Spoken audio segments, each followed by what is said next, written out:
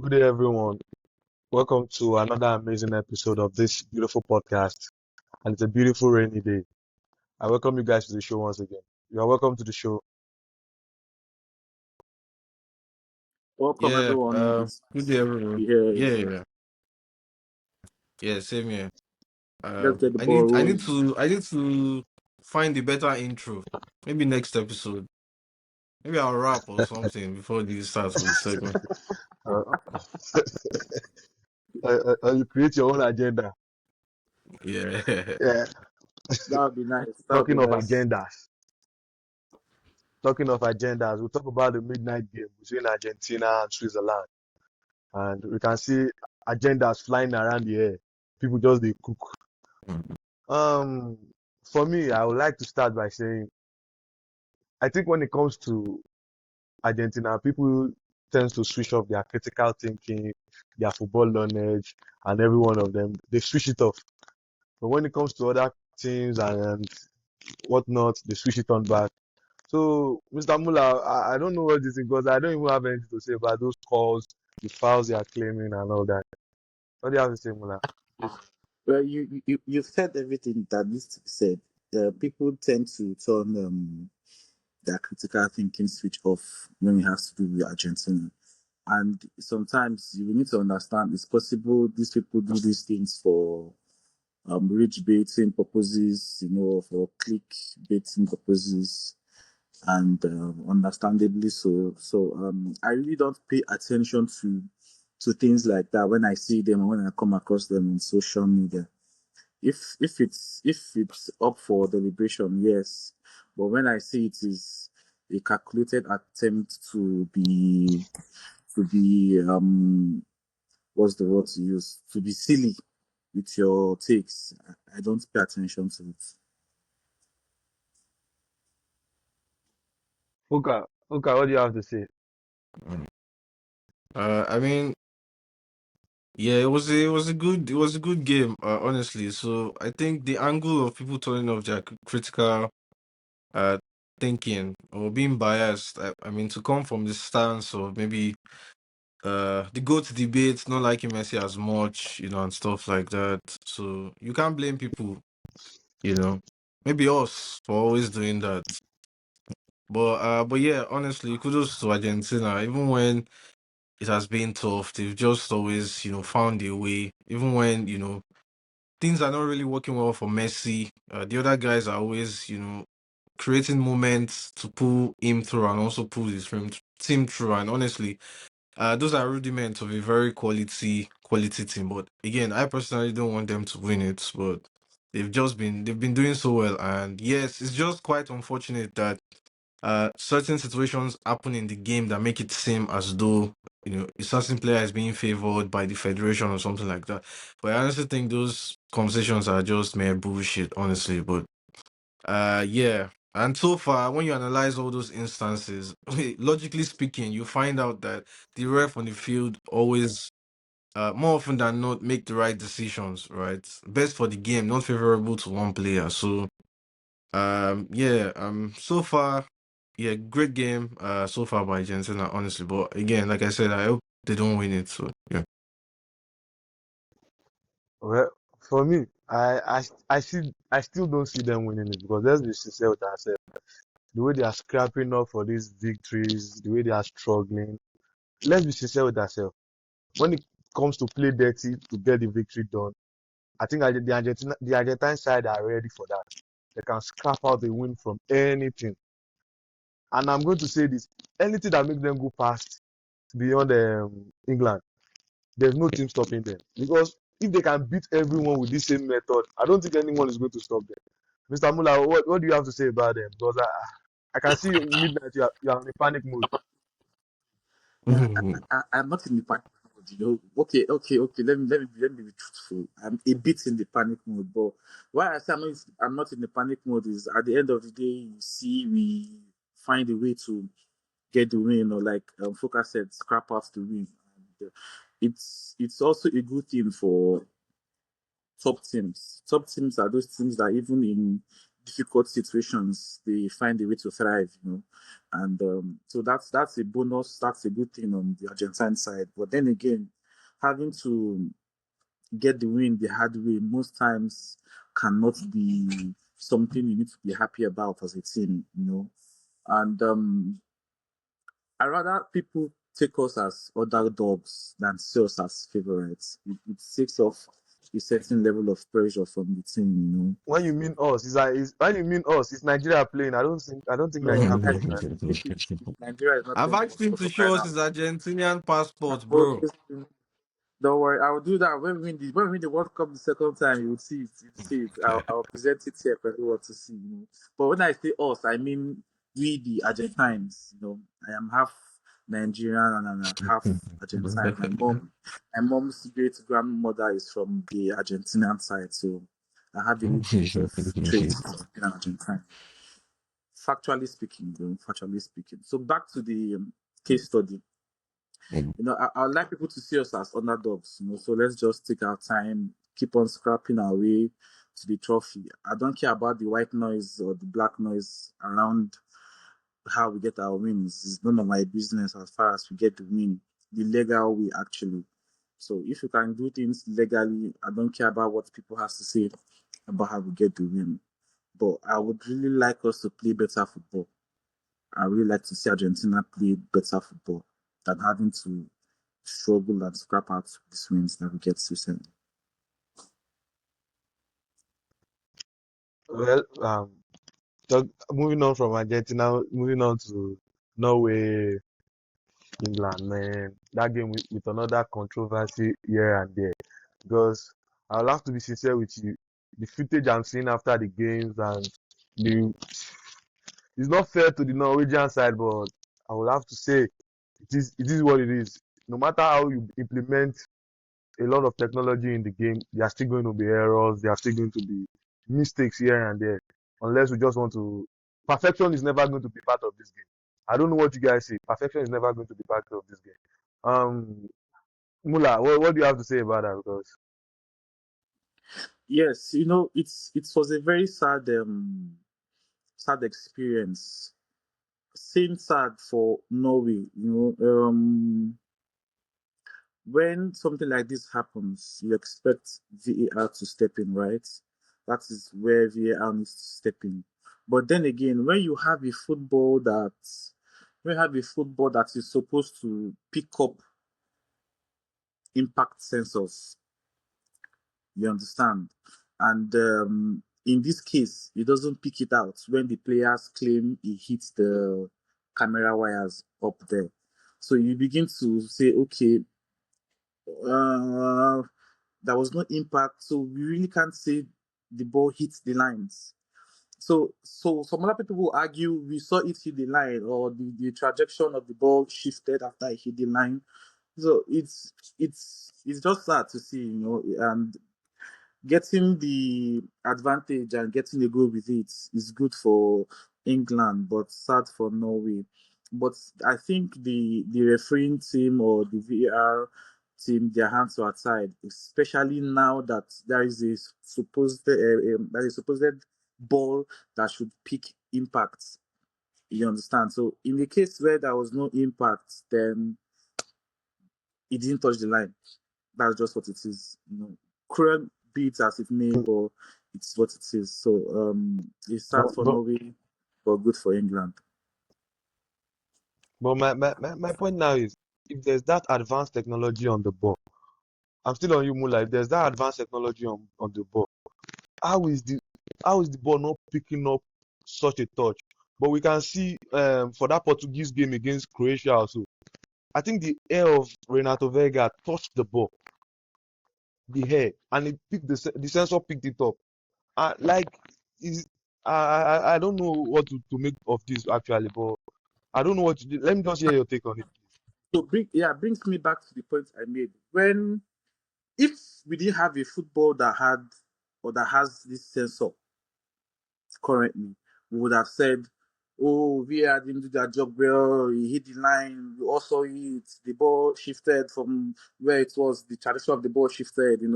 But then again, now we have a football that has this. that's supposed to pick this sensor, okay, the impact sensor, and it didn't show that there was an impact. So it could be the ball went up and the air somehow shifted the trajectory of the ball.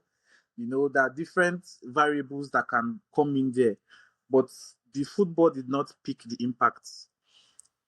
So it is reasonable enough to write it off that okay, no, there was none, there was no impact, because there was a clear simulation graph showing the impact from when the keeper played the ball.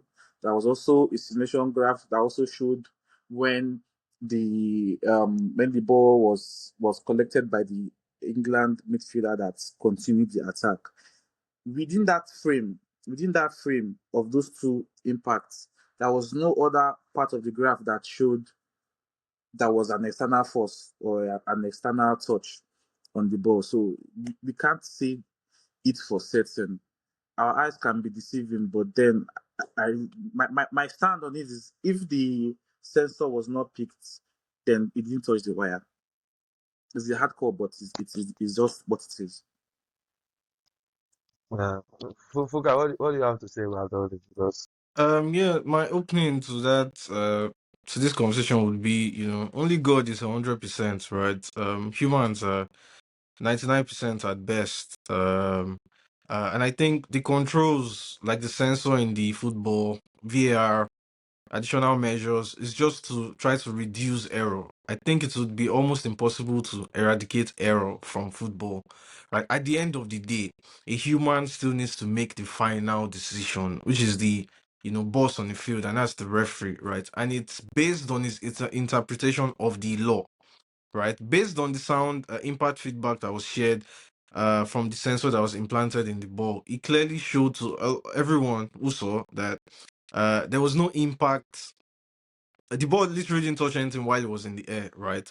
And we saw also playbacks from the keeper hitting the ball, which created the sound, an impact on the ball, which we saw the sound feedback. And then as soon as Gordon also controlled the ball, we also got that response feedback as well. So I even, funny enough, I saw a tweet online that the sensor in the ball is only sensitive to Croatian air, right? And that's the goal that was disallowed against Portugal, right? So yeah, I mean it's funny, but then again, I just think that if, like Mola said, the feedback that was shared with us, previewed to all of us, saw that the ball didn't make any impact while in the air, then it just means that some way, somehow, maybe a wind, a hurricane, something supernatural, diverted the ball from its original trajectory and just somehow miraculously landed on Gordon's feet, straight down. So again, if science can prove what happened, right, based on the mechanical engineering that has been, created to manage that situation, then it just means it didn't happen. That's just the honest feedback to that situation. since we are all tending to trust science now and trusting, because it seems our eyes are no longer seeing the right thing. So Hmm. let's put all our hopes on technology now. Talking about the game itself now, I think the Norwegian side put up a fight. They were the more dangerous side in attack, because I will not write off the English side, but I think in attack they are the more dangerous side. They look like every counter can lead to a goal. If not for that, for Solot, I don't know what is in his head. Someone said he has brain fat, but I don't just understand. I'll start with the person who said he has brain fat. Fuka. I mean, yeah, yeah. Based off oh yeah, I said that actually because I mean I could not explain what he was doing. It was a counter. It was you and one of the most prolific strikers in the world. And the best thing you could do was to slow down the counter attack and take a shot that was blocked. That was now then blocked by a defender. It just didn't make any sense to me. I felt you could have been more, into it in that moment and saw the opportunity for what it was—a goal scoring opportunity, right? You're either going for the goal and ensuring that you aim for target or pass to the person who can, right? There's no two way or other way to analyze that situation. So yeah, I could only just deduce it to him having a moment, an elderly moment, and he just didn't know what to do in that moment. He was just flustered or surprised for whatever reason. So, but yeah, and I think that situation that missed opportunity basically ended up, biting them in the back, right? For lack of a better word, because if they had, scored that goal, they could have been 2 goals up, right? So, yeah. Again, they ended up suffering for it. And again, even though the match we saw was a bit, tight, was a bit difficult for the England national team, but I think the statistics after the game sort of suggests that England was the much more dominating side because they had more possession based off what I can see. Yeah, the overall possession about 52% to 48. They had more shots, even though it's just one, 14 to 13, and double shots on target to what Norway had. Norway had four, England had eight, and big chances created. Norway has one, and then England has two. Obviously, Norway leading corner kicks by 7-4 and stuff like that, but and also in terms of most accurate passes as well. But again, it was a very tough game actually as well with spiritual intervention or miraculous intervention. So I just think that the Norwegian side were not decisive enough in front of goal to be able to win the game. Right, we saw Odegaard, the midfield maestro, slowing down attacks a couple of times, dancing around like a barber's chair. It was hard to understand what he was trying to do. But yeah, I think that they would, learn from this again. I think this is their first rodeo, right? Technically. I think they'll come back stronger from this. Definitely, the signs are there that they I team if they make better decisions in front of goal, right? They could go on to actually win this competition. But it's unfortunate that they've crashed out. I think to a much more solid England team, which will definitely give Argentina that fire that they've been missing in previous encounters. I think that England definitely have enough quality to make all of us Ronaldo fans sit back, relax, and enjoy a very good cry rolling down Messi's face. So yeah, I'm happy. Mula, all you have to say that Yeah, yes, yes. That's nothing to add. Just few in the sense that this is the knockout stage. The further you go, the tougher it gets. You just have to step up and be as clinical as you can be. I don't know what Solot was thinking in that attacking phase. I really don't know what he was thinking. That should have been a decisive moment in the match, going 2-0 up at that time of the day and fumbling it. Fumbling your chances at this point is you telling your opponent, come on, you have a chance, literally, But when you are being clinical, this is you telling your opponent, it's over for you. It's over for you. So, too sad they were not as clinical as they were. And from the inception of the game, that's the match between England and Norway. You could see Norway planned to sit deep and play on the counter attack. They were happy to allow England have possession of the ball because I believe they trusted in their counter attacking power. Now, you want to play on the counter attack, but you have somebody like Odegaard who decides to slow down the counter attack. So you are going one step forward and two steps backward. So many things didn't just work out for them. And it was just sad. I was rooting for Norway, to be very honest with you, but the game is the game. If you don't come correct, you go home correct, and that's just what it is. and Mula, a goal was disallowed. What Which of them exactly? the Norwegian goal, the one from the corner? Okay, yes, yes, it's the correct call. That was a push, but it was before the ball was taken. So it is only normal for them to retake the corner. If it had happened after the ball had been played, they wouldn't have gotten the option to retake the corner. It would have been a foul for England. So it's the correct call. There was nothing. That was a clear push. Although it was a mismatch on the two players, then again, but a push is a push. Someone who is that heavyweight and then someone who is at bantamweight, if they push each other, yes, they are trying to push each other, but the person who has this at heavyweight would always make his push look more severe. Even though the two individuals are trying to push each other, so it's just what it is, and it was a correct call. Mm, They take the corner. Mula, sorry, Just I want to stay more on this, but on okay. that call now, let's accept that, let's agree that's a correct call now. Are you saying if it was the other way around that Ellen Haaland fall down before the goal, before the ball was even kicked, I thought, would there have been a call for Ellen Haaland? If it was before the ball came in against Haaland, nothing would have happened because they will still reference the fact that it was before the ball was kicked. I don't know if you understand. It was before the ball was kicked. Before the ball was kicked, the play was not on. So you can't even give a penalty, neither can you give a foul. You understand? The only reason why Norway is having to retake the corner kick is because there was a goal. I don't know if you understand. They only had to retake the corner because it was a goal. If it happened the other way around, I don't think VAR was going to overturn it or give a penalty to Norway because play was not ongoing. Do you understand now? It was the factor that okay, it Yeah, yeah. happened before the ball was played. Secondly, there was a goal.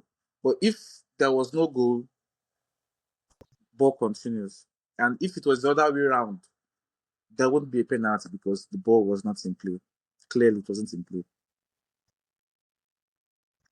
Fuka, what do you have to say about it? Yeah, I think that if it were to be the other way around, the situation would have been analyzed a little bit more, right? So first of all, the ball was not in play, right before the push occurred. So definitely the referee, if he had spotted it, right, he would have, told his assistant to stop the taker from hitting the ball, right, first of all, and then perhaps separate both players first of all, right? So, but if the ball had been played and then the player was pushed, obviously, and then the ball went in, I think it's have been given as an advantage then because it was the team who was taking the corner that then struck the ball before it went back into the net, right? I don't think the referee would have recalled a penalty in that situation.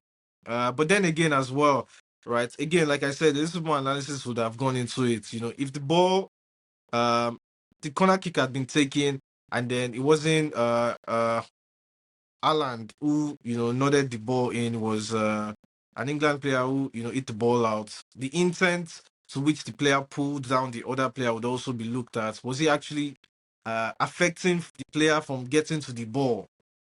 Preventing him from getting to the ball. So I think all those different elements or variables would be analyzed or looked into before now then deciding if a penalty is worthy in that situation. But the most important thing here is that was the ball in play or not? Well, in this case, the ball wasn't in play, so I think rightfully so. The goal was disallowed, right, and the corner kick was retaken. I think it was a spot on decision by the ref and the video assistant referee. If you ask me. Well, I think I'm hoping and praying these laws can be implemented in the Premier League next season. We all know why. Um, We need it. We need it, and yes, we know why. moving on from that, we saw Belgium Spain. I think that game was one-sided. Was balanced. Let me not say one-sided though. Balanced not until that mistake from the goalkeeper. Man, that was an amateur goalkeeper. I'm very disappointed because that was the only time in this tournament we had Spain on panic mode. Fuka, what do you have to say about that? Yeah, I was honestly again very disappointed about the goalkeeping error. Uh Now we don't understand the situation exactly between Courtois and the coach, right? Based on post-match interviews that we saw, he said he only complained about a certain area of his leg, I think, some parts of his leg, which would only prevent him from taking goal kicks, but he was still very fit enough to do his job behind the sticks. But then the referee, the coach deemed it fit for to bring him, take him out, right, and then bring in Lamens, which ended up making an error in front of goal. And I think in a match with such high stakes, I don't think a goalkeeping error is accepted. in a situation like that, honestly. So yeah, again, we don't know who to blame because it seems as though Courtois tried to put his coach under the throw his coach under the bus. Again, we don't know what's going on there. It could have been the other way around, and then we'd end up also blaming the coach. But I think one thing we just have to know for sure is that the Belgian coach, is someone who I've seen as a coach who is not scared of making tough decisions. We saw him the other day taking out one of the best assist makers in the league in what's his name now, KDB, and also chunking off Doku, right? So I think when it comes to big calls, he's not one to sink behind, take you behind the ball or something like that. He's always first and up to it to make those decisions. So yes, again, it's just a sad situation that happened to them. But like you said, it was a very balanced game till that moment. And then after that, Spain just, smelled blood and then they just went for the kill eventually. I think Belgium tried, yeah, they scored back a goal, but it wasn't just enough. You could tell that as soon as that first goal went in, uh, Spain came into their stride and the momentum just increased in their favor and they were able to secure the win. Mula, Okay, yes. Football is it's 50-50. Whenever you want to make those bold calls, especially, it's 50-50. If it works out for you, they hail you as a master strategist. But when it doesn't work out for you, they call for your neck. So it's just football is a very cruel sport that we love. I don't know why we choose to love something this cruel, but then again, mistakes happen. Even in the highest level of football, mistakes happen. The best of the best still make mistakes. It's just sad that it is really not acceptable at this level, but does not make it um, impossible to happen. Nobody prays that it happens to them, but it happens. It's just the game. It's the game, and just so sad they had to happen to Lament. This thing had happened to Courtois. I believe they wouldn't, they wouldn't talk down on him as much as they did for Lament, based off Courtois' track record of being one of the best goalkeepers. You understand? So if we can forgive somebody for making that same mistake, we should also forgive the other person. And Lammers too has also shown to be a good keeper. He's showing his strength so far in Manchester United, but it happens. Coming from somebody who keeps too, some days can be bad days for you, and you just have to man up and take the loss like that. So yeah, that it is what it is. It is what it is. Spain got the win. Merino is the king of clutch moments. He has showed this time and time and time again in Arsenal and in Spain. He's that go-to guy when you want to have something happen, and he has showed his usefulness. And people like that oftentimes they prefer to be that player. They wouldn't want to start. They wouldn't have any problem with playing just 2 minutes, provided those 2 minutes are very important to the team and they know what to do and they get the job done. So it's a good thing for him and the good thing for the Spanish team. It's going to be a good matchup, France and Spain. So it's good for football. I preferred Spain to qualify than Belgium, so I'm happy anyway. still on Spain though. I think we are not talking about Rodri enough. Oh boy. I don't know what the Spanish side would have done if he wasn't fit for this tournament. Because you could see the Pedri and Co. They are not bringing their A game into this tournament. Even Lamine Yamal is not the Lamine Yamal we know. Everyone is just a little below their normal level. Some are even way below their normal level. I don't think Spain will survive this whole tournament without him. I don't just think. What do you guys have to say about that? Because Rodri is still going to remain the Baba Yaga of the Spanish team. He is who he is. Rodri is him, and he has showed this time and time again. there are no words to. I don't want to even spend too much time on Rodri. Rodri is that guy for Spain, and he will keep on being that guy till he stops being that guy. So the Spanish team should just keep on enjoying him as much as they can. But no one comes close to him for now in the Spanish team. Yeah, yeah, and Fuka, sometimes yeah, it can go unnoticed, right? But I think the effort it brings in that midfield, I don't think anyone else possesses it, in that team personally. It creates a platform for the other guys to literally go play, right? And I think that when he's not available, his presence is always felt, even in his club side and also on the national team. So his availability obviously is a definite plus to them because yes, it's just a beautiful player to watch. Maybe not, the most excellent on the ball in terms of trickeries and stuff like that, but he does his job. He does it so well. He does the simple things so well and so good enough, for the team to be able to play efficiently and very well. He breaks off play, and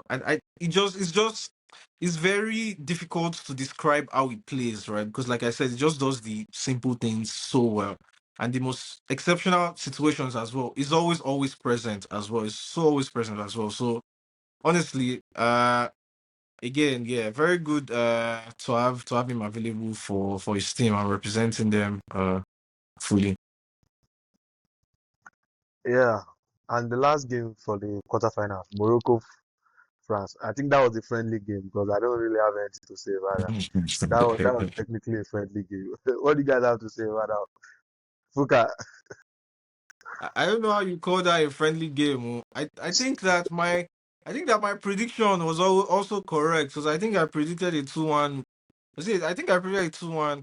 But yeah, then, yeah, oh, yeah, sorry, yeah, was it yeah, 2 yeah. 0 Was it 2 Whatever, 0 Was it whatever. 2 0 Yeah, but I mean, it's sad to see the Moroccan side crash out, but I sort of knew that was going to be the end for them because yes, there's just no way they're equipped enough to stop an Olise, a Dembele, a Mbappe. Yes, he lost the penalty, which was caused by the whole situation, the delay of over 1 minute or so thereabout.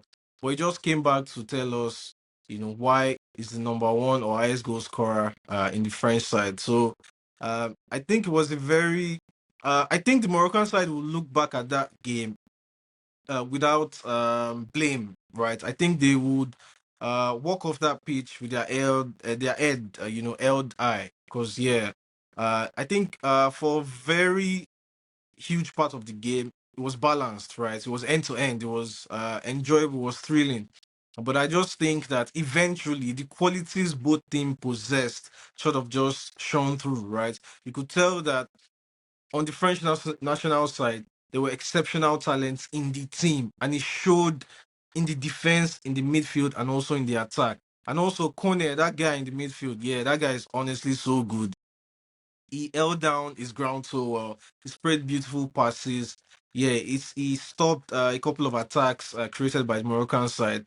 And you could tell as well in quality moments or in the moments that define a quality player, you could tell that the Moroccan side weren't so much up to rate, right? In terms of corner kicks, in terms of free kicks and stuff like that. Uh, but yeah, again, like I said, I think they would have walked off that pitch with their held uh up high, right? Because I don't think you'd lose to a France and you'd feel sad about it. Because yes, the quality just is obvious, and the best thing they could do is what they've done. Try to play them on a counter, try to make it end to end, try to be up for it and stuff like that. But yeah, I think they did their best, and eventually, man, yeah, I think 2 goals, deficit is honestly a very good scoreline for them to get off that game. Mula, because I don't agree with Fuka on a lot of things. But let me just hear your take. Um, France is just the better team. They are just the better team. No matter how you try to spin it, France will always be the better team. They have better quality players, and in tough games, you look up to your quality players for the individual brilliance to bring you out of tough situations. Morocco, when Mbappe missed the penalty, must have thought, okay, today might be the day, But like I said, football is a cruel sport. They have to come correct or you go home correct. So France won the game as expected by most people. Morocco also did well, but I believe they kind of missed their talisman up front, Saibari. Saibari not being there was also something noticeable in the team's attack, but it was still an expected end that came to reality. So there's not much things to say in the match. Yeah. Well, moving on from that and moving to the semi-final. Wow, how many teams was here? We have four teams left. We started from 60 something teams also. Or how many teams we have? We have how many teams left now? Wow, wow, wow. And semi-final, I think we have the top four teams in the semi-finals now. The top FIFA ranked teams, the top four FIFA ranked teams. So there's no better script written than this. This is a very good script. Mula, your take on the semi-finals? We have Yeah. um, we have So Argentina, England. Is England top four in I FIFA think they are. I ranking? think they are. I think Wow, they are. okay. Okay. So So yes, we have this is at this yeah. point in the competition is the best teams that should be here, and these are the best teams that have played so far in the World Cup. So good matchup, crazy matchup. I would always be rooting for my 50% country, Argentina, to go all the way to the final and get the second trophy. Two is always better than one. Yes. Yes. Argentina is going to edge out England. England has tried. I believe Tuchel would also be proud of his team to get to this point. A lot of people doubted him. I didn't doubt. I didn't doubt the English team. I've always said I believe they are always going to find a way to get results. But I'm sorry, this is going to be the end of the road in getting results for them. And for France, Spain, with the way Argentina has been moving, I'm not sure I want to face France in the final.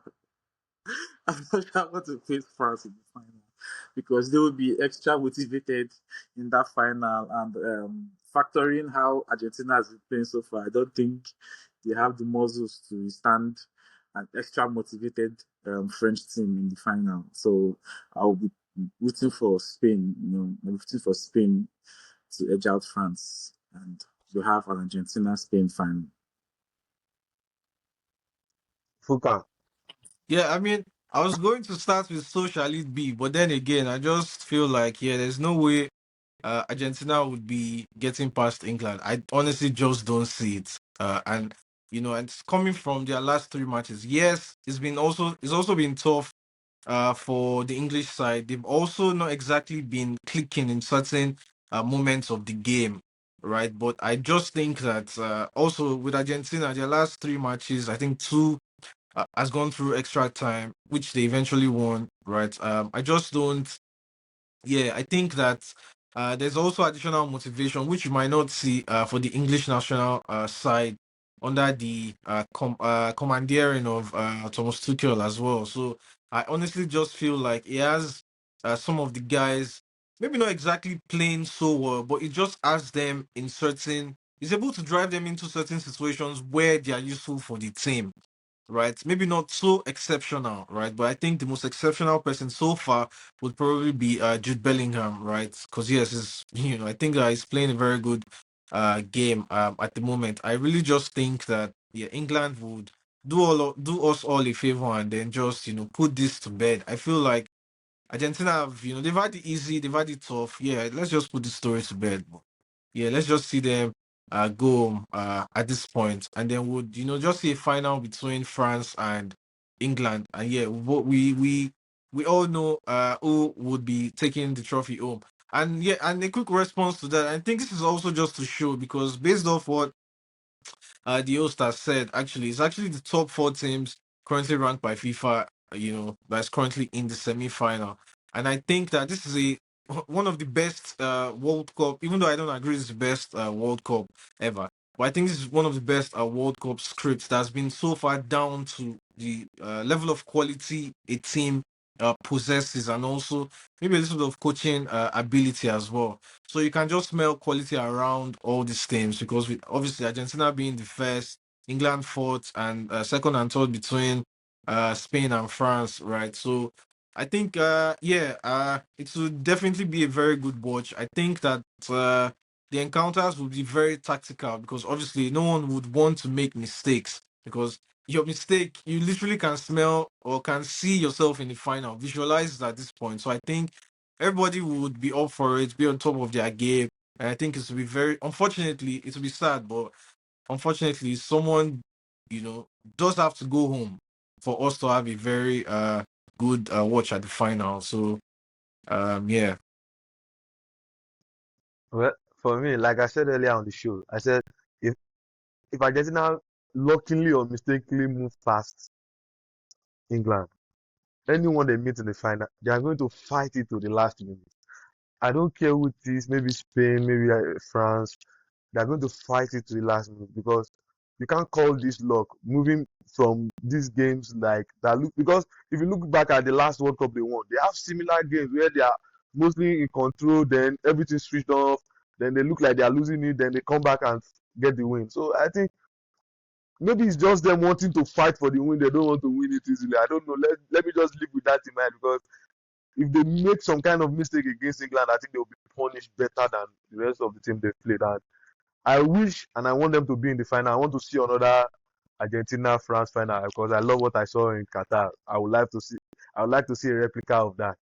And for the France Spain game, man, I don't think the Spain can stop them from scoring, because I don't think the Spain can go through this position, because if you look at the front line of the French national team, it's scary. It's scary. We don't have to lie to ourselves. It's scary. That no national team should be allowed to have that kind of quality up front. No, no, I don't. At a point, I used to think England used to have the hype that the French national team is supposed to have, because is this not the French league? Every one of us calling the Farmers League. They are producing one of. I don't just know, but let's see how it goes in the final, in the semi-finals and the final. Hopefully, Argentina make it past England, and France make it past Spain. So we have a lovely final. And having a lovely final will have me. Is that the end of the show? Anyone have anything to share, contribute to us on the show? Not for me at the moment, I think. I think we're done. Okay. I think we're done. Yeah. Let's save the hot takes for when the final The the, gets ma- the, between the man who Argentina versus predicted Spain. the man who predicted Spain Argentina final. Uh he called it with an ACL. I think he's not here again. He had an ACL. So, so with that, we'll have to wrap up the show, and it's nice to have this kind of talk and conversations with you guys again. And I'm happy to be here with you guys. And to our subscribers and our listeners, continue to like, share, comment, because every one of your comments is important to us. It's an amazing show, and I appreciate being here again. Enjoy the rest of your day, guys. All right. Thank you. Catch you all later.